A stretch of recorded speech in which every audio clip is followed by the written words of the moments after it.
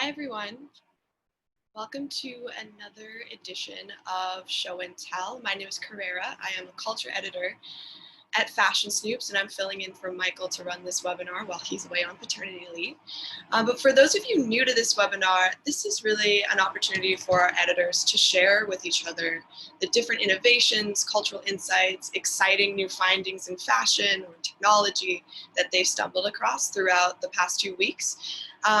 And I think you'll find here too that the things that we share with each other often become the foundations for future reports on cultural sentiments or aesthetic direction. So when you tune into these webinars, we're so thankful. You really get a chance to see what we're thinking, where we're headed, and what we're finding interesting. So before we hop into all the links we have today, I'm going to hand it over to Sarah, our marketing manager, to say a few words. Thanks, Carrera. Hi, everyone. Thanks for joining us today. Before we start, I just want to go over a few housekeeping things. We love seeing your chat, so please make sure that your chat box is set to all panelists and attendees. And you can do that just by clicking on the little blue button next to the 2 in your chat box. The whole team will be looking at that, responding to your comments. You can also use the Q&A box, so we love to hear your responses to the links that we share. I also just want to share our Thrive program with you. In case you are not familiar, this is our 4-week on-demand creative strategy program that's designed to really help you reset and reconnect during this uncertain time. We have had hundreds of people join from around the world, and we've gotten so much amazing feedback. For those of you who have not had a chance to check it out yet, please make sure that you're subscribed to our newsletter because we have a special announcement coming tomorrow for any new Thrive program who enrolled. So I'll be sharing that link in the chat box to subscribe to our newsletter shortly. And with that, I will pass it back to Carrera so we can get started with today's show and tell. Awesome. I will share my screen. Okay, so first up on show and tell links today, we have Erza. Hi, everybody. I'm Erza. I work for the culture team. So I came across this ingenious way for brands to increase their reach and drive sales. And it's this company called Glimpse, and it connects brands with short-term rentals such as Airbnb for product placements.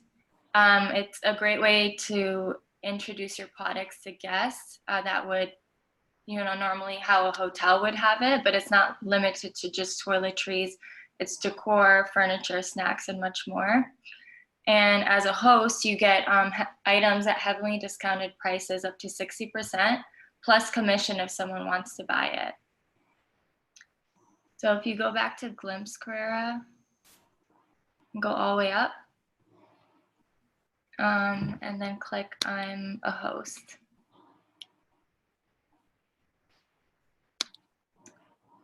So this just explains how Glimpse works. They'll connect all of these products on an app, and then you send the link to your guests that are staying at the home too. They just thought it was an ingenious way to get more exposure. Very cool. Interesting. So then next up, it's this new app called Randonautica. It's basically the law of attraction meets geocaching. It's based on your location. The app gives you coordinates from a quantum random number generator, and users have to set their intention on what they'd like to find. It's growing at a really fast pace. There's been over 10 million downloads. I think teenagers and young kids have been cooped up for months, and they can't wait to explore. And popular randonauting videos have featured eerie situations, like a group of friends found a suitcase full of human remains, a shooting, and lovely things as well, like a field of gardens, a puppy. But as Sarah mentioned, our Thrive program does have our sentiment wonder in it. And I felt like this really connected with wonder. It's all about exploring and, finding new things and just getting out there, tapping into your childlike wonder. And this is right on point with that. Just a reminder to those viewing, we will send out an email with all of these links after the webinar, so you can come back and read this at your own pace and really find out what Randonautica is. I personally have been looking into this, Erza. I find it so interesting that they base it, so when you use the app, you're supposed to think, okay, I want to find something that will bring me freedom. You have to set an intention, and then the app will show you, they will somehow give you coordinates that like answers this question, which is really interesting. And they base it all off of like quantum mechanics, which during quarantine I've really like dove into. I've really gotten into understanding like quantum computing and mechanics. And what's so interesting is that just from like my research, it really opens like us up culturally to magical thinking, because there is so much about the quantum realm that we don't understand. There's these certain scientific what's that called again? The scientific processes where they find that when they view a particle, it will act like a particle, but when they view that same particle, it might act like a wave. So some kind of think that this points to consciousness at the very base level of all subatomic particles. So I think we see a lot of these really interesting, like magical consciousness concepts coming out of this, because this really is an area that science doesn't really have an explanation for. Like it really does point that consciousness has this pervasive implementation in everything, which is what Eastern religions have been saying forever. So it's an interesting thing to watch as we track that. Carrera is our quantum queen. You said it perfectly. Thank you. And then on my last one, it's a documentary. It came out last year, but I watched it recently. My mission is to discover the language of nature, and I believe nature. Oh. There's a world under the earth full of magic and mystery. It holds the consciousness of nature's connection to all living things.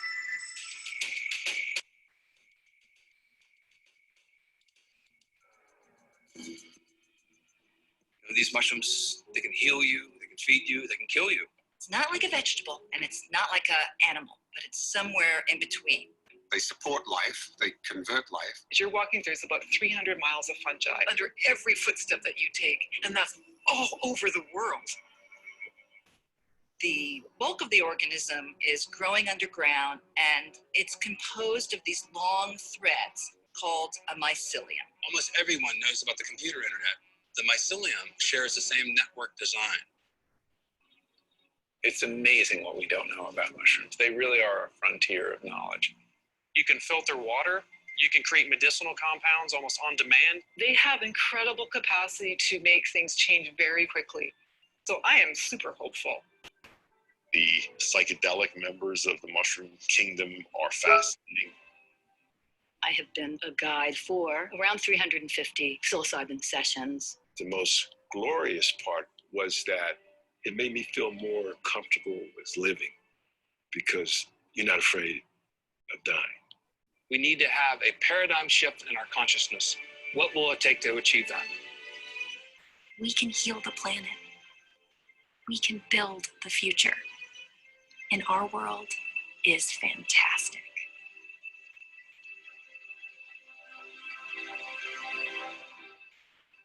Yeah, it's a really, really incredible documentary. I suggest you look into it, but loved it. And even the way that they shot it, it's so like magical looking. I loved the way that they directed it, talked about it. It's a great film, so. It's fascinating. Where can we, is this on Netflix or Hulu, do you know, or is it maybe? You can, I watched it on Vimeo. I did have to pay for it, but I'm sure online there's probably free versions too. Yeah, fantastic. I mean, yeah, definitely gonna have to check that out. Thanks so much, Erza. Yeah, you're welcome. All right, next up we have Rachel. I think Jenna was before me, no? Her internet actually I just got back on. Right. Let's see what Jenna Jenna, has. take it away. Sorry, having a couple technical difficulties, but came on just in time. So hi everyone, I'm the Director of Content Strategy, and today I just have one link I wanted to share or one person, I guess I wanted to share, which is Chelsea Murphy. So for those of you who have joined our show and tells before, you're probably, or just have in the outdoors, are probably familiar with Patagonia, who's one of our favorite environmentalist drag queens. But I recently came across another amazing outdoor activist who's trying to change the outdoor community. Her name is Chelsea Murphy. And I really love everything that she's doing. She kind of started the hashtag Diversify the Outdoors. So she's really focused, again, as Patagonia is as well, to really kind of diversify the outdoor community to include disabled, plus size, LGBTQ, all religions, all races, etc. And so this, I really loved this beautiful illustration that she made that just kind of highlights some steps that she feels are important to create an outdoors that she wants to be a part of and is inclusive for everyone, which of course, as we've talked about, as the outdoor industry is, there is a lot of toxic masculinity and preconceived notions. So I just loved this beautiful kind of, I think there's 5 or 6 steps. I highly encourage everyone to go and check out her, and really just thinking about this idea, especially now, I think it's even more important. We've been talking about this for a while, but this idea of kind of rewriting the narrative behind outdoorsy, which is previously kind of narrative, really focusing on marketing that doesn't tokenize Black communities, but actually just embraces them. But this is a beautiful thing. I think it's great also to share with kids. It's a great representation for all of us to learn from. And I think that everything she's doing is really amazing. She's also currently working on a documentary that she is in the process of, I think, post-production right now. So definitely something to keep a look at. But just wanted to highlight her. I found her a couple days ago and really loved her. And I think she is going to be a strong voice in the outdoor community in the coming months and years. Jenna. Yeah, I saw you post this on your Instagram a few days ago, and I was really struck by kind of the narratives that I had just like internalized and realized, oh wow, I really am used to seeing white people in hiking boots as like the dominant marketing message, and I thought that this was a big wake-up call for me personally, and hopefully for the industry. Yeah, she's great. Patagonia is great. It was also amazing. I'm currently out in the Grand Tetons right now, and we went on this hike last weekend. And we were coming down from the hike, and there was this guy coming up, and he was wearing this like 3-layered this amazing like embroidered, embellished face mask. And it was really the first time I've really seen that kind of in real life. I've seen it a lot of all these different kind of promotions and people doing it online. So it's cool to see the narrative sort of changing. As you said, there's kind of this singular identity of what it means to be active and in the outdoors. So it's great to see that being expanded. Thanks, Jenna. All right, now we have Rachel. Hi, I'm Rachel. I'm a pattern and graphics editor. I specifically wanted to go after Jenna because it kind of wanted to piggyback off of what she said. The first link I wanted to share is a group called Flock Together, which I can't think of a more perfect name for a birdwatching group. So this is a new collective. And their hopes are to bring people of color into this world of bird watching. So only a few weeks after it started, it now has over 100 active members. It offers obviously the most perfect social distancing activity and outdoors fresh air. Some of the members are excited to just even be outside and interact with the environment for the first time in months. This is London-based, but it's definitely spreading worldwide. It's also encouraging the members to do something out of their comfort zone and find a new hobby as a means of winding down. In Essential and some of our reverence, we talked about the act of winding down, appreciating environment. I think this is such a good example of that. So the co-founder, he turned to bird watching as a means to cope with anxiety between coronavirus and Black Lives Matter. He saw this as a good stress relief. Other members state that they find it as almost meditative activity when you kind of quiet down and pay attention to what's around you. So this really brings to the question of perspective that we all need to slow down, and spending time outdoors really encourages that. Additionally, when they get together, they walk and they answer questions. So they identify the birds and pay attention to new species, but they also treat this experience as a way to talk through their achievements and issues. So kind of a mental health outlet, a big bonus. It's very therapeutic, and it's about finding new ways to socialize with a younger group that during lockdown, they realize that there is more to life than just going out and getting drunk every night. So this group aims to help people of color feel more included within the outdoor spaces in their own cities, similar to what Jenna mentioned. We have not forgotten about what happened this past May in Central Park when a Black birdwatcher was accosted with racism. So Flock Together sees their group as a somewhat response, showing that they have a right to be in these public spaces and flipping that kind of stereotype. I think when we think birdwatcher, we think of a middle-aged, middle-class, white man, remote country. So this is really bringing a new perspective into that group. And they also recently registered as a charity. So they plan to organize groups with younger people. They're working together with some outdoor brands as well. So they're getting donated clothing and binoculars, really the only things you need for bird watching. So they want to make sure that there's no barriers for any new members from any kind of disadvantaged background. So love Flock Together. Can't wait to see this spread. Yeah, it's so interesting to see the resurgence of what, by all accounts, seemed like it was going out of style. It does kind of point to the nature of trends being whatever you think is gone is not gone for long. So hold on to those postage stamps, keep your CDs, your records, they're all coming back. I can guarantee it. Can't wait for it. So another group I wanted to highlight was not a new group, but I really like what they've been doing a lot recently. So this is the Black Surfing Rockaway group. Here's an article written about them recently in The Cut. So this group was started in 1975 in California, of course, early adopters, and then 2016 in the Rockaways. So Lewis Harris, the founder of this group on the East Coast, he wanted to promote surfing within his community. So he offers free surfing and skateboarding lessons to the local youth to keep them out of trouble. And he founded this group because there was a death of a local resident who ran into a burning building to save others, but was ultimately killed by helping them. And the reason the fire started was the 13-year-old said that he started the fire just because he was bored. So Lewis really found that he wanted to create something as an outlet for the youth to maybe prevent situations like this. So he wanted to inspire them as well and give them an opportunity to learn a new hobby and sport that is kind of maybe atypical. And then most recently, I wanted to highlight them because on Saturday, July 25th, the surf group hosted their third paddle out of the summer against police brutality. The event saw a number of surfers paddling from Beach 101st Street to Beach 109th Street. So those 8 blocks were in honor of the 8 minutes that George Floyd was unable to breathe. And it's a super beautiful picture. If you go to my next slide, it's their Instagram. And it was photographed of their circle. So I think it's like a little bit down. Yes, that picture of the ocean. So this was over 100 surfers that came together. They showed their support in a super peaceful, nonviolent environment. So at the conclusion of their paddle out, the group formed this large circle in the ocean where they chanted the names of George Floyd and Breonna Taylor, and then they splashed water in memory of all the other lives lost. So I love this photo. I think it's super powerful, and I'm loving all of these new communities that are coming together. I can't wait to highlight more. I know we highlighted Hike Club a few weeks back, but there's just more that are out there and we need to discover.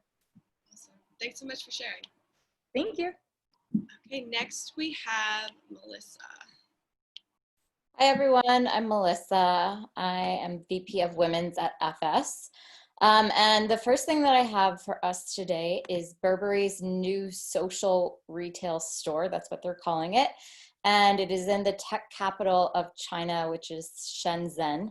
It's a 5,800 square foot store. You could kind of, I hope you're able to scroll to kind of see some of the photos in store. There are just a couple. Essentially what they've done is they're collaborating with WeChat, and they have this mini program that rewards customers for engaging with the brand. What I thought was also super interesting is that they're really kind of keying into both digitally native millennials and Gen Z. Every item that's in this store is scannable. So you're able to scan it and then you view product storytelling. You also view that exact product on models wearing the item. They also have what you're seeing there. It's an interactive window, a living sculpture that kind of emulates the viewer's shape. They also have what they call the trench experience, which is a specific room that allows shoppers to create content on social media, try on the trench coat. So I just thought it was really interesting. Burberry has always kind of been this digital front runner in terms of like online and real life retail experiences. So I thought it was interesting that they're really tapping into kind of the social elements, the gaming elements, like in the example where we saw the phone, it actually gives you a little character. And also they're tapping into app-driven customer experience. So it's definitely something to keep track of and see if it's a successful model to roll out to other stores. Definitely. It's so interesting. There's this debate of, will the future of retailing be fully digital? Will it still be physical? And I think we're seeing more and more that it's phygital. It's both. It's the physical and digital coming together. It's the tapping the tag of the physical product with your phone to see storytelling elements. It's really cool to see such an interesting yeah, I think it's great also to see it as a way to get people back into stores. Obviously, Burberry is on the luxury end of it, but luxury is doing well there. So it's interesting to kind of track that. And also, I thought it was really interesting that they're going for the younger consumers. Definitely, I'm definitely craving that experience element. Can't wait to get back into stores. Yes, so the next one I have, I just thought this was cool as a genre. It's called Quar Horror, which is basically quarantine horror. It's a new genre that's emerged since we've all been in quarantine, and it's both either amateur filmmakers or also professional filmmakers that are at home, and essentially these horror shorts that are taking the pandemic as inspiration. There are a couple that are highlighted through these. The one that kind of has achieved the most attention, it's called Host, and it's on Shudder. It kind of exploits what's creepy about Zoom to begin with, such as the garbled audio. There's dropouts of people. There's weird backgrounds that people use to kind of disguise where they're at, and special effect filters. There are several others that are mentioned here. I thought that it was interesting because it's also this form of escapism, but also talking about things that are really real. So they're talking about BLM, conspiracy theories, and just as a genre, I thought it was something to kind of keep a pulse on and understand like how watching something like this could actually be a cathartic experience. Thanks so much. And then the next one that I have, it's an Instagram account. It's called Still Here, Still Life. We have featured several, I think, Instagram accounts over, ever since quarantine started, and we've seen still life really just popping up as something that's so important. So this was started by illustrators Tess Smith Roberts as well as Zena Kay.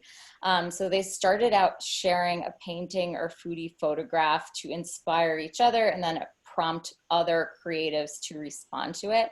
So now they're featuring submissions that they've gotten from artists all over the world. And I just thought that they were really kind of beautiful still life illustrations. Still life prints have been the winner of quarantine. And yeah, we're definitely featuring that in our upcoming reports. I love this, Melissa. Yeah, I love how it kind of like reflects, the objects that are used kind of reflect the boredom of COVID, and it's really cool. We've been right. I think it's so ordinary, but also the colors that are used a lot of times. I think it's optimistic in a sense as well. Totally. Love it. It brings a new appreciation to everything that's around us. It's like anything can be a still life. I love it. All right, thanks so much, Melissa. Next up, we have William. All right, hi everyone, I'm William. I'm the director of the activewear section here at Fashion Snoops. So the first thing I wanted to share today is a limited edition coloring book that Nike issued. It was 1,000 pieces. It was only in Japan. And what I thought was interesting about it is that It's basically a coloring book that can be scanned with your smartphone to give a 3D impression of the design that you created. There's a little video if you want to click that one. I think it's pretty short. It's like a minute, and if the beginning is kind of slow, but if you kind of skip through after 30 seconds, you kind of see the models coming to life. Okay. Air Max has long been a symbol of creativity in Japan. So to launch 2020's new shoe models, Nike wanted to immerse Tokyo's youth in the creative process. But in a time where consumers were mostly confined at home, Nike wanted a way to keep the Air Max spirit alive without relying on physical events. So we put the word out for Tokyo creators to become the face of the campaign, inviting them to submit their stories and styles digitally. Then we published the best as something that could be seen and touched, with a twist. Introducing Create with Air Max, Nike's first original AR coloring zine, an online to offline to off-the-page content experience that lets you customize your own Air Max in the air in real time. Throughout the printed zine, readers didn't just find a chapter-by-chapter celebration of real Air Max-inspired creativity, but also the latest shoe designs turned into a blank canvas for them to imagine their next pair in their own way. Users simply colored their chosen Air Max on the page, and by viewing the design through their phone, they could see their creation come to life, in the air, in front of them.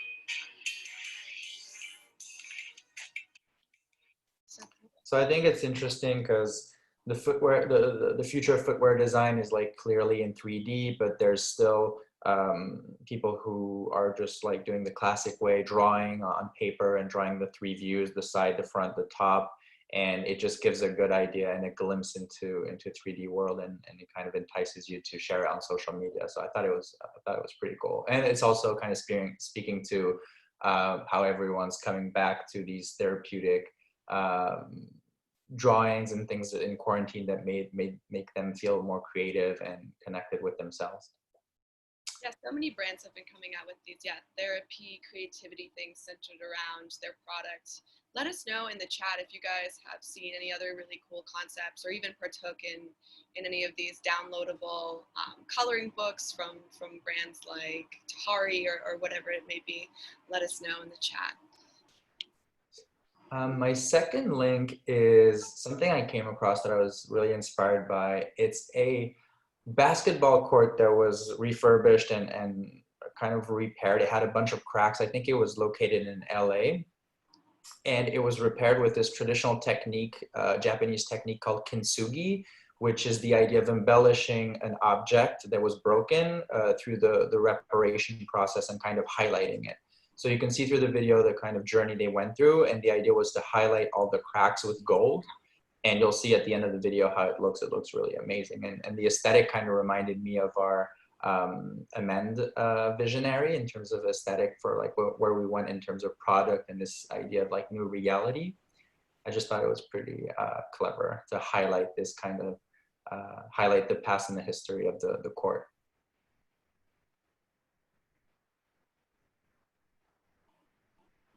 Basketball court art is definitely something we've seen a lot of too in the last 3 years, kind of start trending. Really brings the user and the art really together in this really approachable way. It's beautiful. Yeah, if you click on his page, Victor Solomon, he has like pretty amazing things. Like I just discovered him because of that project, but if you scroll down, I see he made like an actual basketball with that actual technique of kintsugi as well. Sorry. No worries.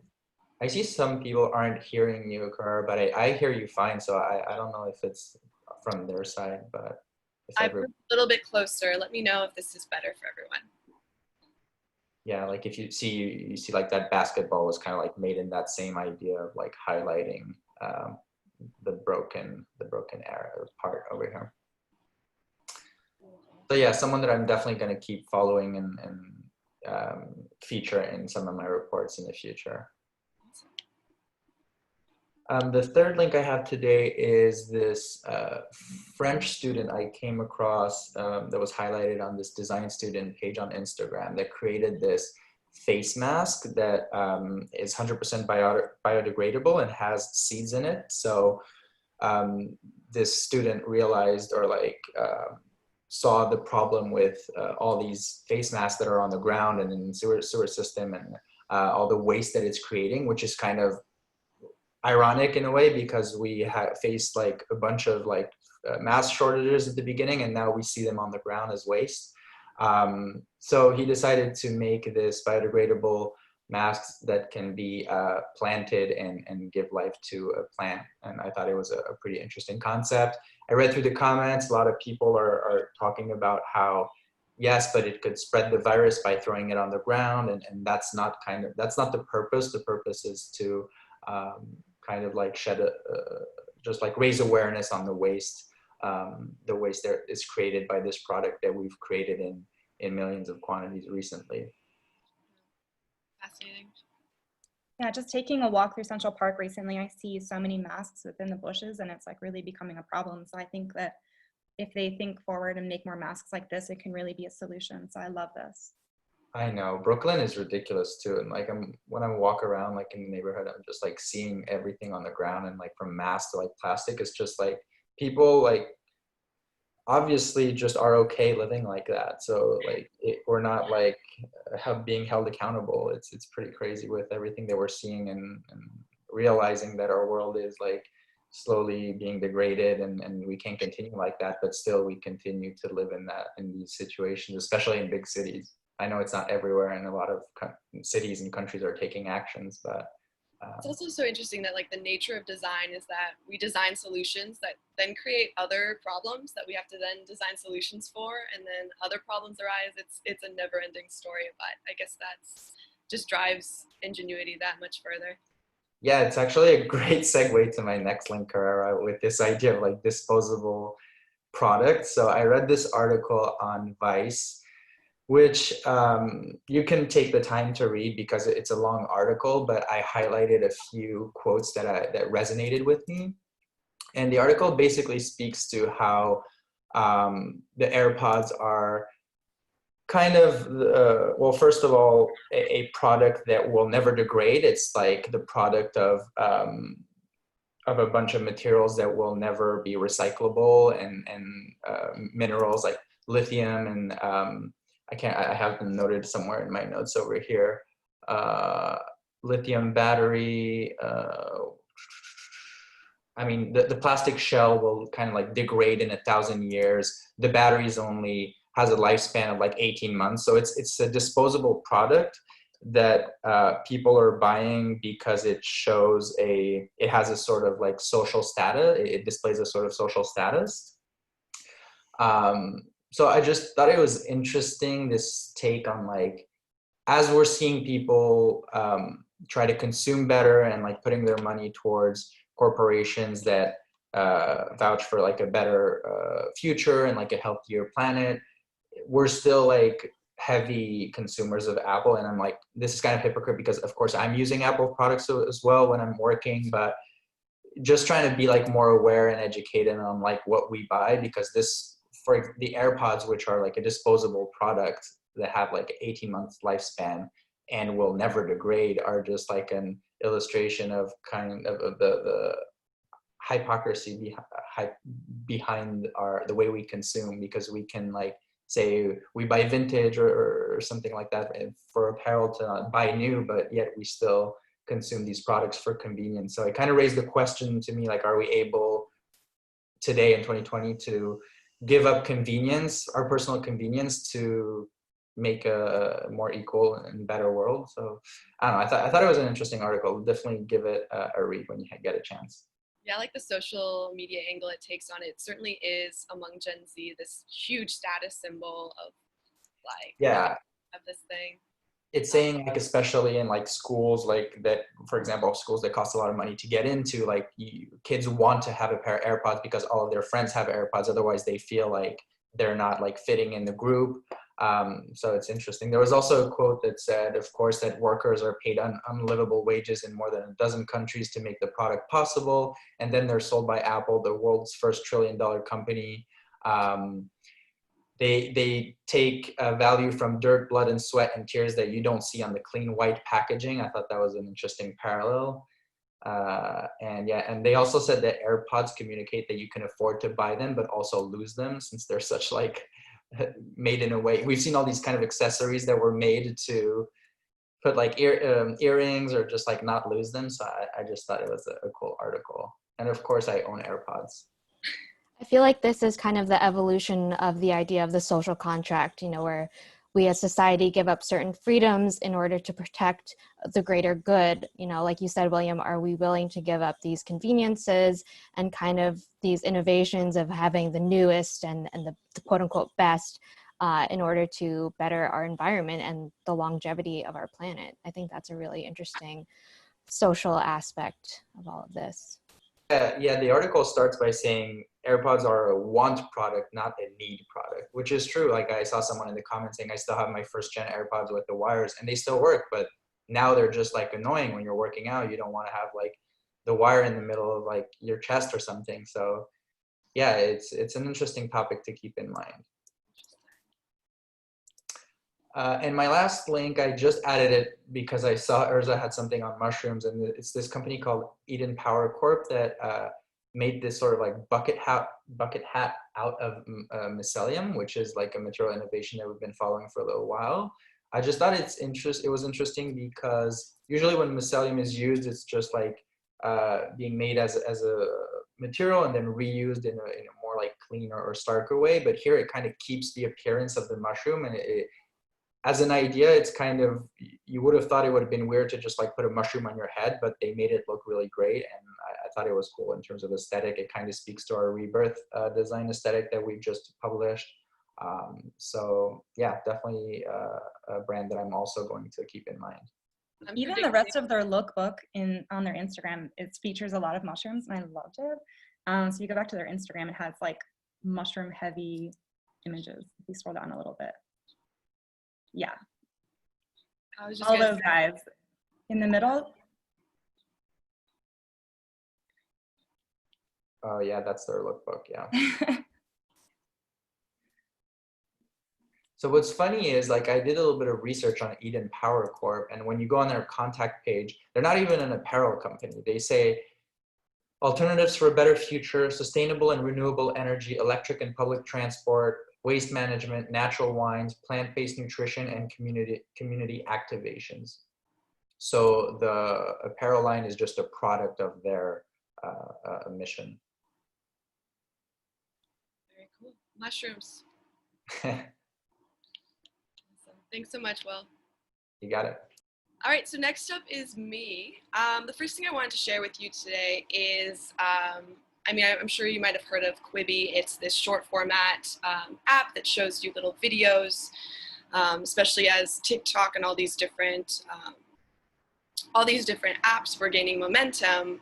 All of the content on these apps are user generated. So Quibi kind of asked the question, well, what if there were 1 to 10 minute videos that were made by production studios? So they actually haven't been doing that well. It was kind of predicted that they would do very well, especially in quarantine. They're having trouble with consumer adoption, but I love this idea. They are doing little short, I'm gonna click the link here. They're doing a short series on horoscopes, and every day, Libra, you really know about avocado toast. Sorry. So every character is a different zodiac sign, and every day they release 12 episodes, 1 for each zodiac sign, and it kind of has a little comedic sketch based on the personality traits of that character. This was also created with Will Arnett and the ATTN, I think is how you say it, that animation studio that's behind BoJack Horseman. So again, 2 powerhouses kind of coming together on this cultural phenomenon that is zodiac signs. So I'm gonna play the trailer for you. Well, yeah, duh. That's important. Hey, does anyone happen to know how a bill gets passed in the Senate? I have no idea. Oh, whatever that horoscope is saying, if it's disagreeing with me, it's bullshit. Life, love, work. Wait, is that your horoscope? Yeah, is it telling you not to do this? They're dead. They should at least let me know. I gotta quit stand-up. It's Leo season, bitches. I'm an empath. I'm quirky and adorable. Scorpio thinks I'm not chill. I am the most chill. Decidedly less chill. I didn't go to your event because I did not want to. I need a suitcase of rosé and a roller bag of Thin Mints. Someone make a meme out of my face. Did anyone hear that? Here, can we go in the hallway? I want to say it again in front of people. If I did drive an eco-friendly car, it would be a Tesla. The expensive one, not the peasant one. So just a really interesting concept, almost writes itself. You're going to have so much engagement because it feels so personalized to the viewer. I think this could be the thing that kicks off Quibi's success. My next link is Vestige Fashion Journal. So this has been my favorite fashion meets culture meets academic journal for a while. They release a new issue every 6 months, every year, and they just released this new one, so I wanted to bring it to your attention. This one is on capital, and it's kind of how fashion intersects with capital, both financial and cultural. Cultural capital is kind of like the power that we wield just through coolness factor, you could think of it. Like the popular girls in high school having almost like a cultural capital and influence over other people, using fashion as a way of showing that. So I ordered mine in the mail. It should be coming soon. I'll let you guys know. I'll give an update on my takeaways from how they address culture, fashion, and capital. But they also have a few back issues. One of the ones that I really enjoyed too was this one here, the second one in, if you can't see my mouse, is on authenticity and about how fashion is this really interesting way of manufacturing or authenticity. You know, we'll see, especially in the grunge era, we saw people like Kurt Cobain kind of create an authenticity persona through plaids and ripped jeans and like long hair. But at the end of the day, fashion is always fashion. It's always a choice. And even the choice to look like you don't care is, of course, a choice. So I can't sing higher praises for this journal. They do really amazing, interesting work on fashion and culture. You guys should totally check it out. My next one is all around TikTok. For those of you who know me, I'm definitely the TikTok obsessed of the Fashion Snoops community. Definitely been looking and watching the news closely to see what will happen with TikTok. It might get bought out by Microsoft, but if it does not, who will fill this kind of space, this gap in the industry? So Instagram is creating a short format video for a social media site called Reels. And if TikTok is obliterated, we might see a mass movement of people onto this website. Of course, it'll be very funded. They'll have all the resources available. This might be the clear winner.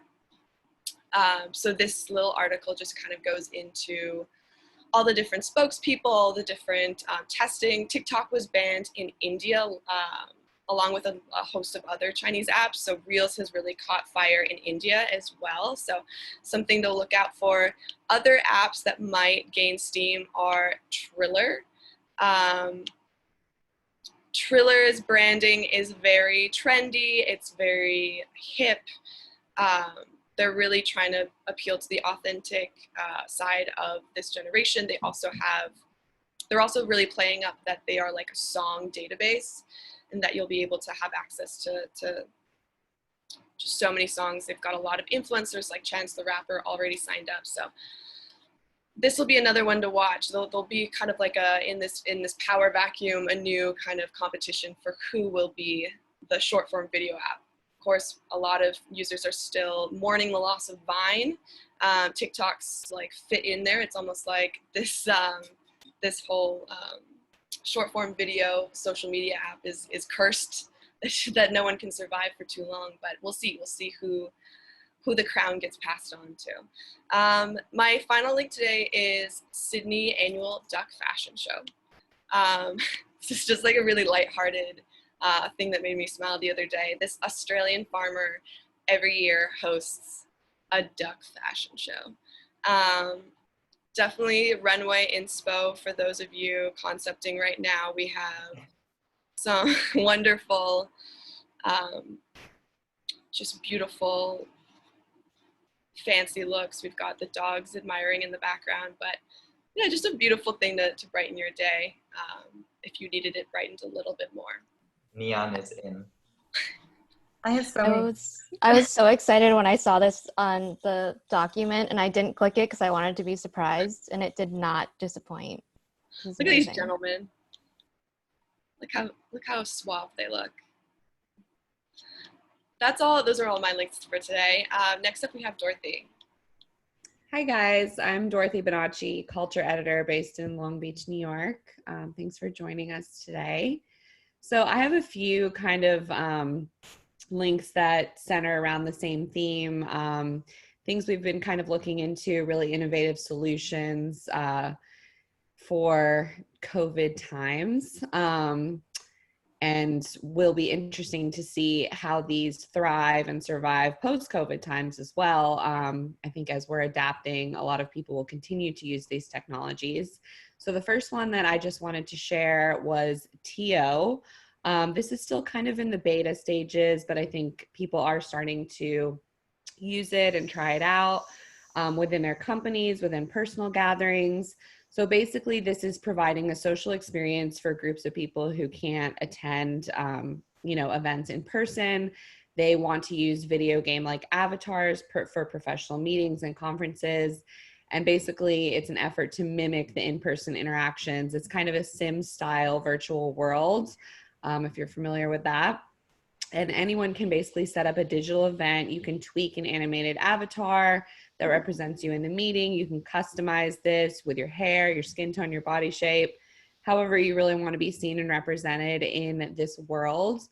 Some pros that they do speak to for their technology in this platform is that it enables you to scale your events globally without scaling your overhead costs, which I think is interesting. They also speak to the fact that this is an environmentally friendly solution to traditional events. So whereas this might be the only solution right now, for the future, this might be something that people would adapt to consider, cutting back on the environmental impact of large events and also just to reach a larger global scale. So basically you can interact with your community and grow your community with just a click of a button. You can choose your venue. You can do virtual events, personal gatherings, remote team meetings. Some of the feedback that they've received is that it's the perfect combination of the webinar and live conferencing because you can feel the presence of the people around you. You can interact with them and have a real networking session. And also the fact that there's no need to fuss about your attire or backdrop or stress about shaving or putting on makeup or any of that, as we have been worrying about with Zoom for all this time, or some of us, not me. And basically the drawback would be, of course, that you don't get to see the full range of emotions on other people's faces, and you might struggle to use emojis to react to particularly significant news or comments that people have. So kind of takes away some of the personal aspect of real video chat, or obviously the best in real life communication, but we're going to work with what we've got. So just wanted to share that as an interesting solution. I love that, Dorothy. I've been seeing another company doing that. It's called Spatial VR. They have the same concept. That's the next one I'm going to talk about. Oh, really? Oh, okay, sorry. I won't talk about it then. No, it's fine. It's great. That's perfect segue. So I just wanted to share this one briefly as well, staying on the same note because we've been kind of diving into so many of these, and there really is a whole other world to explore. They go on much for past these. We have so many examples that we've been looking into with our new visionary and sentiments. But this basically, as William was going to say, allows you to work from anywhere together as well. It's another solution. This one uses more of AR and VR as opposed to just looking kind of through your computer screen. So it's sort of taking it to the next level. And yeah, you can kind of see a demo here if you want to if people want to dive more into it after. They have some videos where they're actually doing like, kind of an on stage presentation. And they bring on some, other coworkers and do like a whole demo there. So basically, this is just a really cool way to take it to the next level. You can create your 3D realistic avatar from a single selfie, as you see here. Your avatar will come to life. You can shake hands and high five, which is really interactive. You can use your webcam to be present without a headset, but also having obviously the AR, VR technology will really take it to the next level. It allows you to screen share. You can upload 3D models. So this is really good for teams who want to be able to work on product together, and teams like Mattel and so many brands are really implementing this already into their workflow. And I think this will be something that will definitely stick around, post-COVID, even when we can gather back together, because this is just such a cool, innovative way for people to develop product that are all over the world and come together so effectively. I'd love to know in the chat, anyone who works on a team, are you guys looking into things like this? Does it interest you? Does it seem too confusing, or are you excited about this technology? I would love to know how close how close the workplace is to going full VR. This is my fantasy world. I mean, like, I remember the first weeks I started working at FS, I was like talking to everyone. I was like, can you imagine I'd have like Photoshop here and my calendar here and everything in like VR, and like people are looking at me like, yeah, okay. Yeah, William's been pushing for this since like way before COVID. I remember that, and I remember that, William. That is going to happen. That is going to happen. You also predicted face masks too, so I'm scared a little bit of the power of it. I think what's interesting about this is that a lot of people are still kind of skeptical about it, but for a younger workforce that's coming into the workspace, who's been used to being entertained with like online video games and have been used to being in these kind of like spaces with their friends and chat and just like go on cooperative like missions or things like that, they're already they're prepared for this kind of working environment, which I think this is definitely where we're going to go for companies that have like offices in different countries or just for meetings and interviews. It could be really awesome, and it's going to get more and more realistic. I mean, that's also what Facebook is trying to do with their kind of like virtual world where you have your own avatar, and it's definitely something that we're on, and I love that you shared that, Dorothy.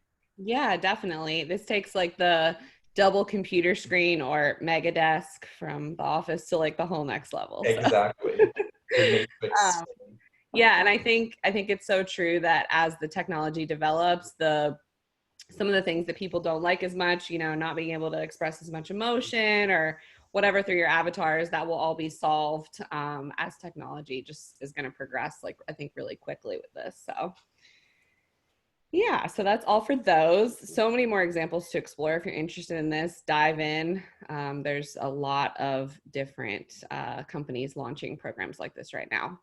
So my last one that I want to share, kind of on the same, in the same mindset here, is just the conversation of digital clothing for sale that does not exist. Obviously, this is not a brand new idea, which I'll speak to. Carrera, you can just kind of leave it on this little like cool video. It'll just play while I speak to it a little bit so people can see examples. But just to give a little bit of a background, this is, a solution to one of the world's major eco problems. And it's something that, I don't know, I think we're all kind of intrigued by. We're not necessarily sure how we feel about it, but it's definitely could be like the next wave of solution for a lot of people.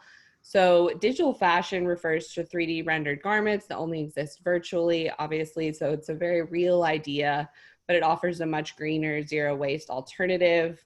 Obviously, our world and society is really kind of plagued with fears over growing waste and concerns about the effects of manufacturing and fast fashion.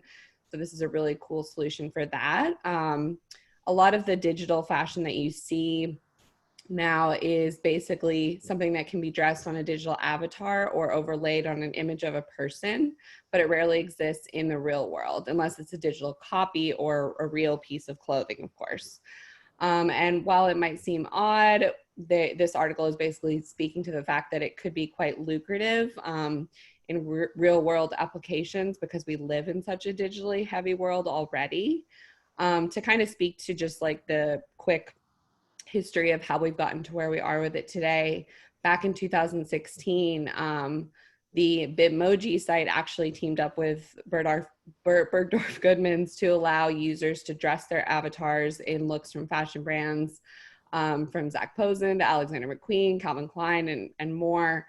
And then in 2018, there was a Scandinavian retailer that, Carlings, that released their first digital clothing collection at really low price points. So we've been seeing this coming up, but more recently in 2019, there was actually a Dutch startup company. It was the world's first digital-only fashion house, and this sold at a blockchain conference for $9,500. So this was kind of one of the big, kind of, I guess, breakthroughs for this industry more recently, just last year.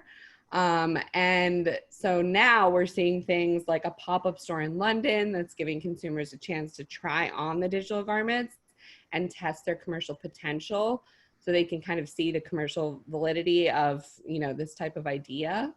They're calling this term that I hadn't heard before. It's called a hot second.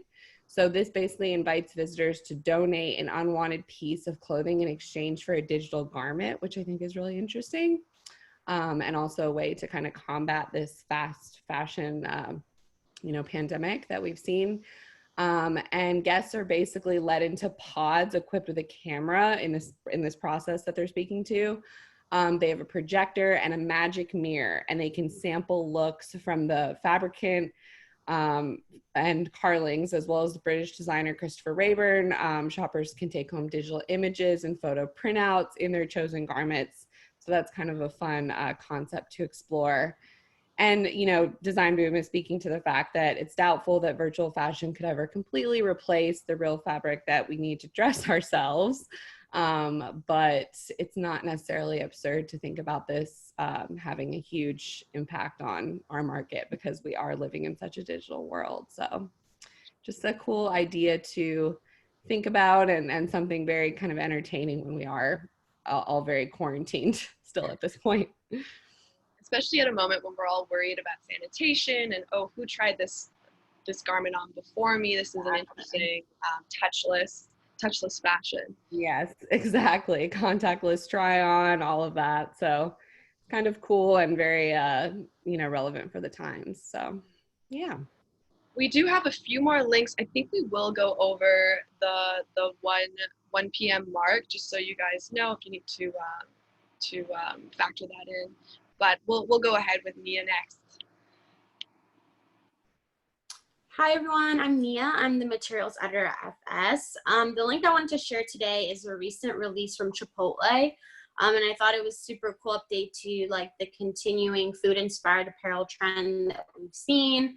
I feel like every day I see a new thing. Most of them for me are kind of corny, to be honest. Like I know the KFC Crocs that sold out, or there was like a Red Lobster sweater that had a pocket in the front for their Cheddar Bay biscuit. So it's like the ideas are so outrageous.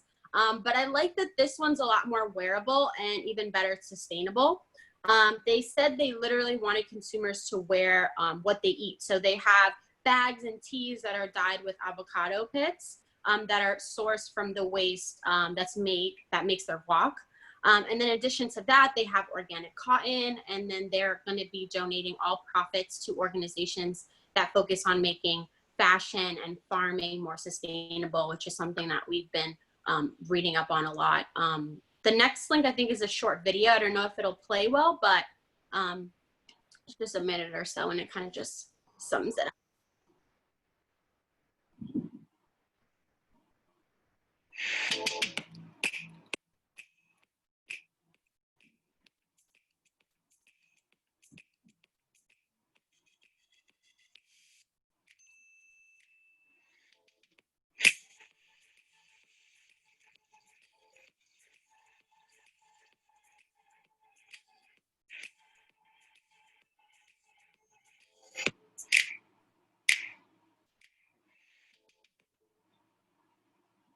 So yeah, just thought it was cute and just a continuation of that food-inspired apparel trend. there's this wealth in our waste that we have untapped. We need to tap into it. I think that's a great example of it. Thanks, Nia. Okay, next up is Marcella.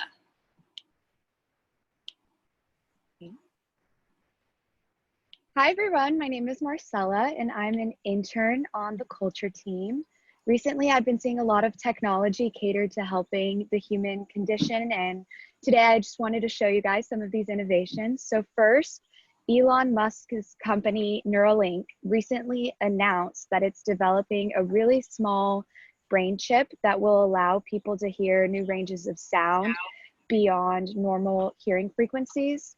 The brain chip is said to be a sewing machine-like device that connects the brain with the computer, which could offer a ton of new exciting features, such as the extended sound range, but also Musk claims that the chip could help restore movement capabilities to someone with a fully severed spinal cord, or help those with neurological disorders or brain diseases like Parkinson's.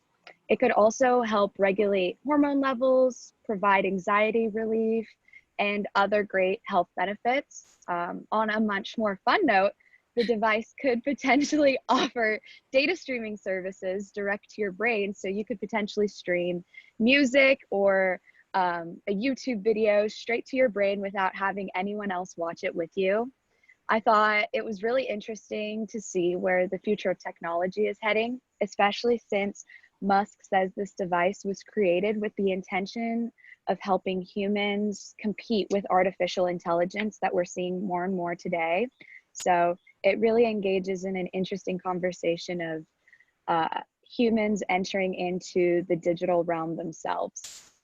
So next for I just want to hop in and say, I once met this person at a bar who had a magnet in his hand as like, because he was very interested in like cybernetics, and he had it so he could like pick up paper clips on the bar.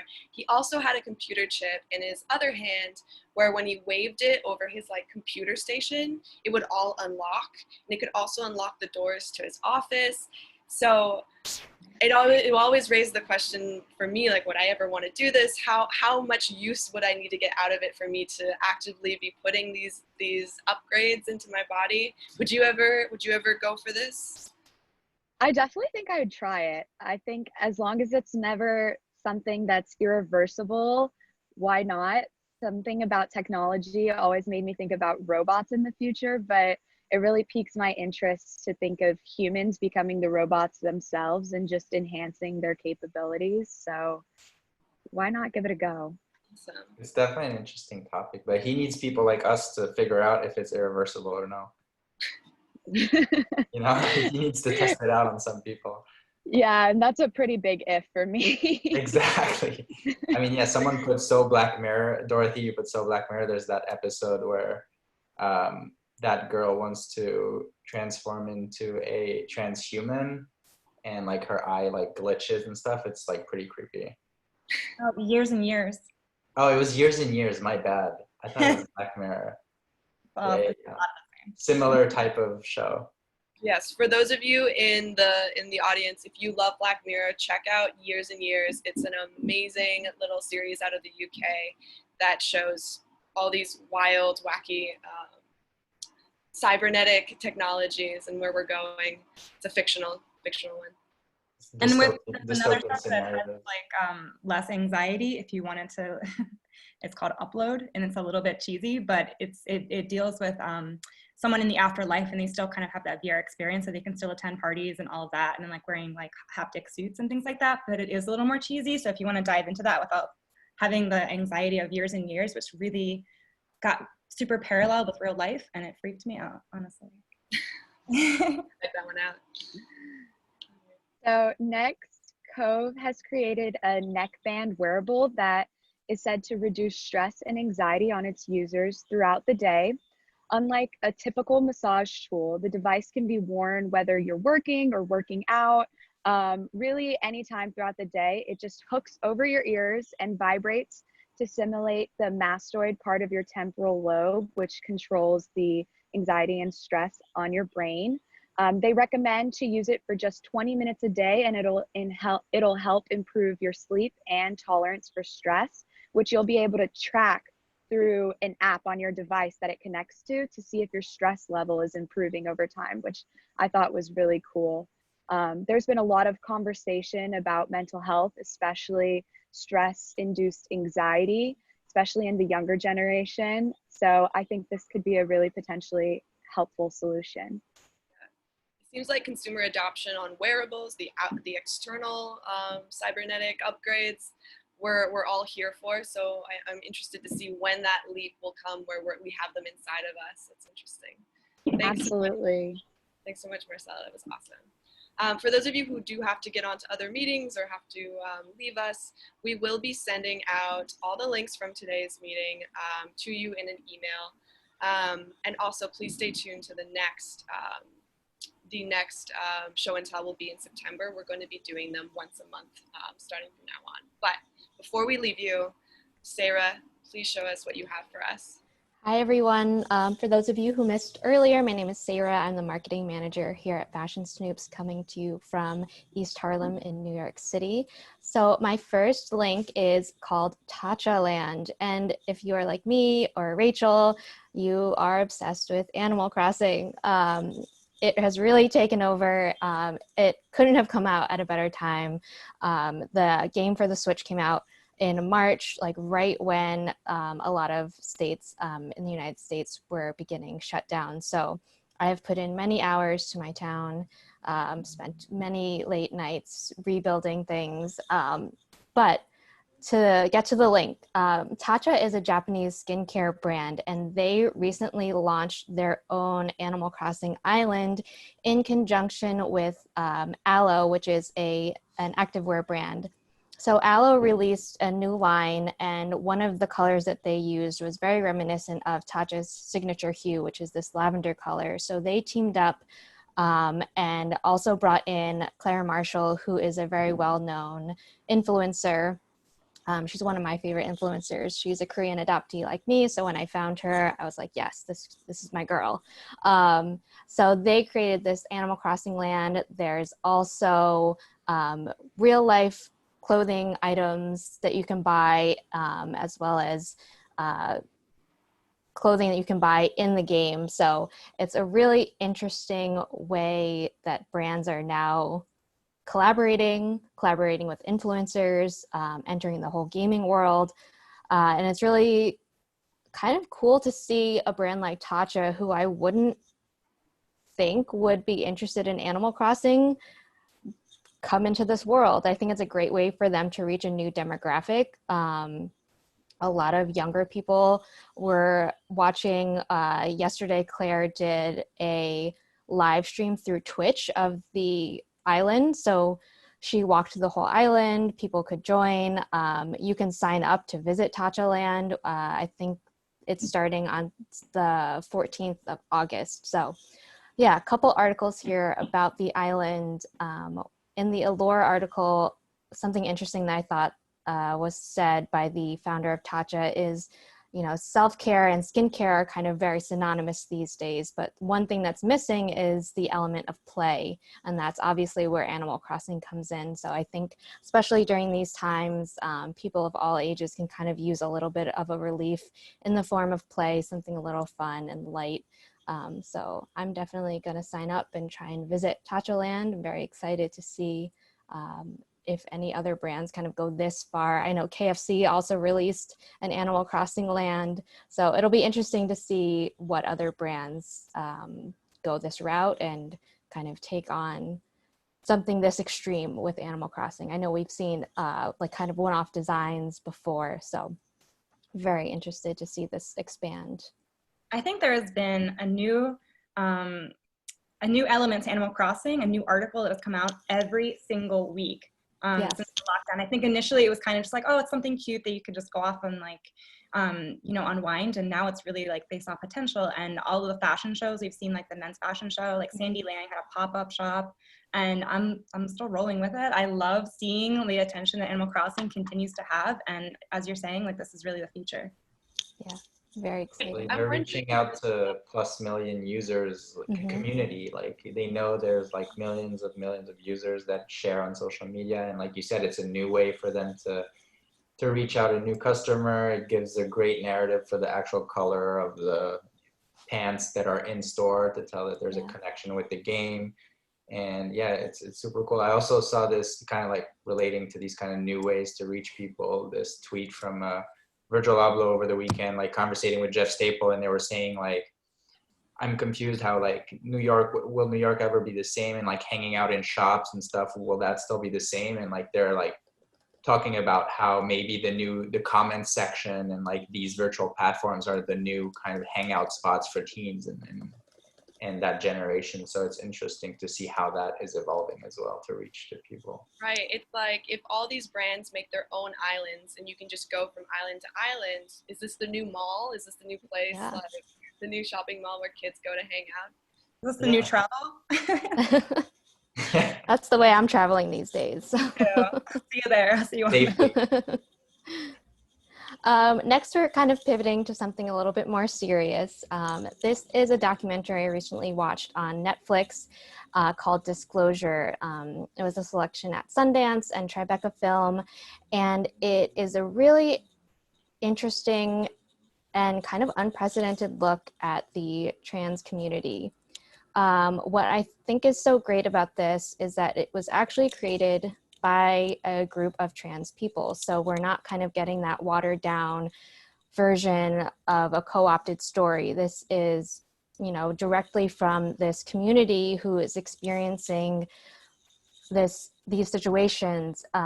It's one of those that you really have to watch and kind of sit through your discomfort, because it brings up a lot of tropes, a lot of, you know, very classic scenes that we've seen in pop culture, and it really dissects them through the lens of the trans experience and what it means for the reality of people who are trans, and how these kind of one-off jokes kind of snowball into something a lot bigger, and something that has very real effects.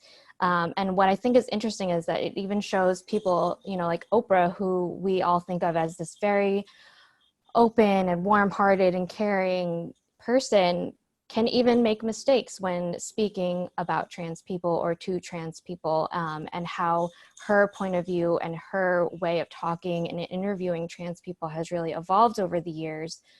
And there was a very interesting quote that I'm going to paraphrase from one of the people who was in the documentary, and they said, you know, more visibility in pop culture is not necessarily what the trans community is asking for, but it's that accurate visibility, and it's the erasure of these tropes so that trans people are taken seriously and not subject to violence and ridicule as they have been throughout history. So I highly recommend this documentary. It's very eye-opening. And again, you can watch it on Netflix. So highly recommend. It's very, very eye-opening. I'm gonna have to watch that tonight. For sure. And then my last link is this magazine called Magazine for Young Girls. It's created by Wei Ting Wong and Ji Soo Yum, two young Asian girls who were looking for a magazine that really represented their stories, their culture, people that looked like them. I know growing up, this would have been something that I would have flocked to. It's in its beginning phases, so there's a Kickstarter for it. They would like to do a biannual production of it. It's a pop culture, fashion, and music, and food, and it brings together all sorts of different perspectives from the Asian community. So I think this is really cool idea. Amazing to see two young people kind of put this and bring this to life. And I think this link and my previous link really go to show that, you know, we're talking about things like diversity and inclusivity these days. And those really can't just be check marks. You know, it's not just something that we can say, okay, we've done this. You know, it's really diving deep into people's personal experiences, into different cultures, subcultures, and making sure that we really highlight and represent and show these different ways of life, because it's not something that we can tokenize like we were talking earlier. So I think that this is a really interesting project, and I'm definitely interested to see where it goes in the future. Thanks so much, Sarah, for sharing those. Those are all of our links that we have today. We thank you so much for coming and tuning in and brainstorming with us, chatting with us. We love to hear your feedback and your ideas. So please tune in next month. We're going to have one in September. We'll send around another a reminder, and we'll also be sending you the links from today's meeting.